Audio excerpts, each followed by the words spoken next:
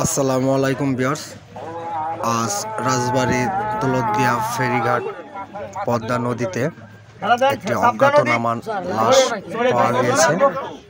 উদ্ধার করেছেন দৌলতদিয়া ঘাট নৌ পুলিশ কর্মকর্তারা এবং তদন্ত করে দেখেছেন যে অজ্ঞাতনামা লাশটি ধর্ম হিন্দু এবং ব্রাহ্মণ।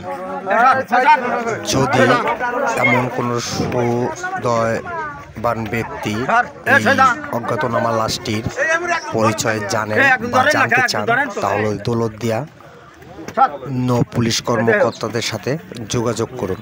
ধন্যবাদ।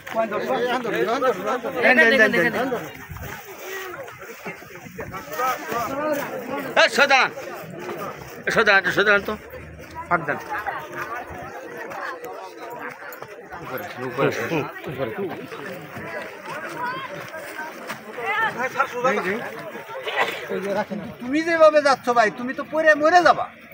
তুমি মরে গেলে তো তোমার জীবন চলে যাবে, পরিবার শেষ। তাহলে তুমি যেভাবে গেছো, তোমার কারণে তো আমরা ভয় পেয়েছি যে ও মানে নৌকা মানে মনে করছে এই যে পুলিশ ধরে ফেলতেছে।